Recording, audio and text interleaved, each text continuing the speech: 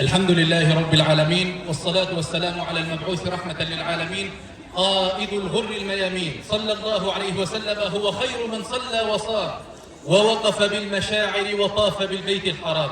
أيها الحضور الكرام، بارك الله فيكم وشكر الله لكم وكتب الله أجر خطاكم وجعل الله تبارك وتعالى الجنة مثوانا ومثواكم. والمعهود طبعا أننا في حفل قرآني. أسأل الله العظيم في هذا المقام الكريم وفي هذه الليلة المباركة أن نكون جميعا من عتقاء الله من النار، اللهم آمين. والمعهود أننا في حفل قرآني نتكلم عن كتاب الله وعن أجل تعلم كلام الله وعن أجل تعليم كتاب الله تبارك وتعالى، وهذا كله لا يخفى عليكم. وما كان لمثلي أن يعلمكم أجر تعلم كتاب الله تبارك وتعالى. لكن هناك قصة عجيبة، لا تقلقوا لن أطيل عليكم. هناك قصة عجيبة لو رجعتم معي بالزمان 1500 سنة.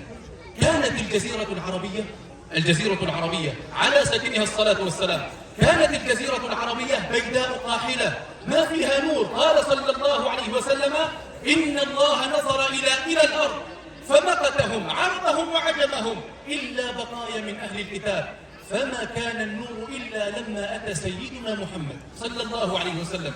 لما أتى رسول الله وبشر بدين الله كانت هناك أسرة صغيرة، وبالله انتبهوا، كانت هناك أسرة صغيرة فيها رب البيت وزوجته وطفل صغير. وأبشروا لن أخبركم من هما لأنكم ستعرفونهم إن شاء الله.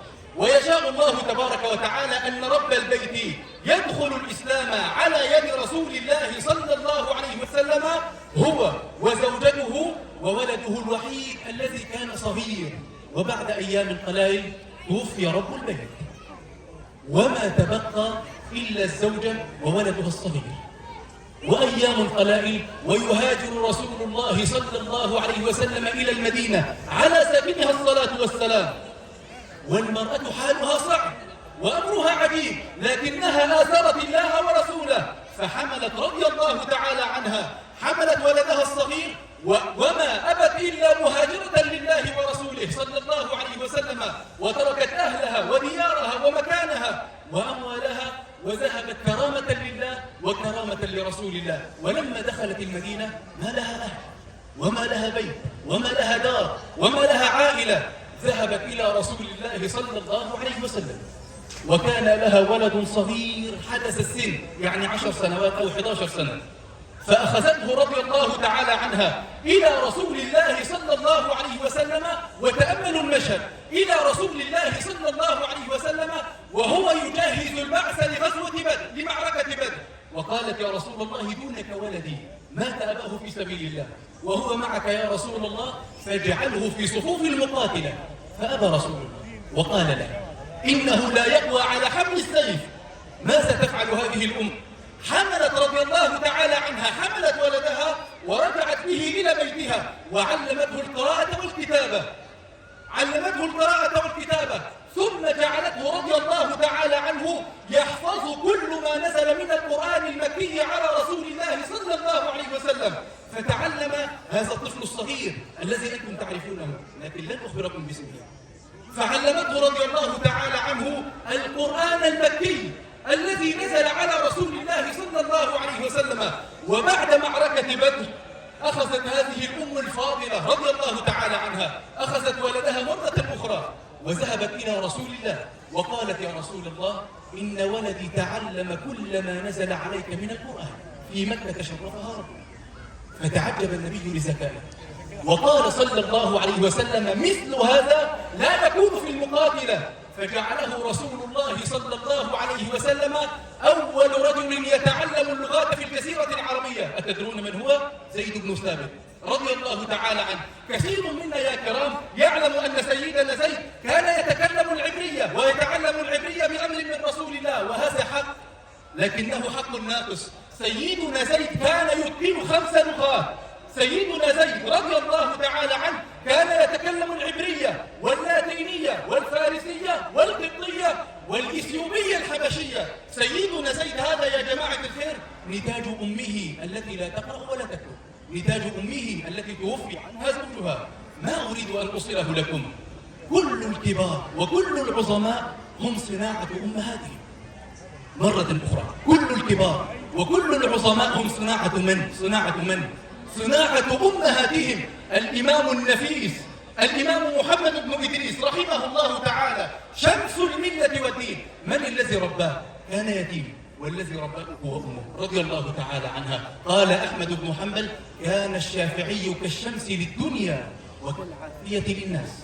كان الشافعي كالشمس للدنيا وكالعافية للناس. هذا الشافعي كان نتاج أمه. الإمام مالك قال فيه الشافعي: والله لا أعلم رجلا تحت أديم السماء أعلم من مالك بن أنس. هذا مالك بن أنس كان نتاج أمه. الرسالة الأولى يا كرام يا أيها الأمهات الفضليات، أنتم على ثغر كبير من ثغور الدين، ما ينبغي لكم أن تتركوا مكانه.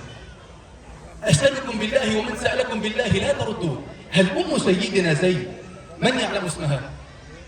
أم سيدنا زيد من يعلم اسمها؟ له 1000 جنيه. 1000 جنيه. أم سيدنا زيد بن ثابت ما اسمها؟ 1000 جنيه. 2000 جنيه. صلوا على رسول الله. ما اسمها؟ دون الاستعانة بالشيخ جوجل قدس الله سره. ما اسمها؟ لا، ما اسم أمه رضي الله تعالى عنها؟ زيد بن ثابت. خلاص، صلوا على رسول الله. سيدنا زيد بن ثابت رضي الله تعالى عنه أمه النوار بنت مالك. النوار بنت مالك رضي الله تعالى عنها، أسألكم بالله، كانت تعلم أن ولدها سيتقن اللغات؟ لا، لكنها أهلته رضي الله تعالى عنه حتى صار زيد رضي الله تعالى عنه أمينا على كتابة الوحي. يا كرام، قال زيد: كنت أكتب الوحي خلف رسول الله. كان رسول الله صلى الله عليه وسلم يتلقى الوحي من فم جبريل عليه السلام ويلقنه لزيد بن ثابت الذي توفي عنه أبوه والذي ربته أمه رضي الله تعالى عنها. كل الكبار من العلماء صناعة أمهاتهم. فأنتم على ثغر كبير من ثغور الدين. بالله أتقنوا قرآنكم وتعلموه وتدبروه. مقامكم عند الله كبير وجهادكم عند الله تبارك وتعالى عظيم. أسأل الله أن يبارك فيكم. تلكم كانت الرسالة الأولى.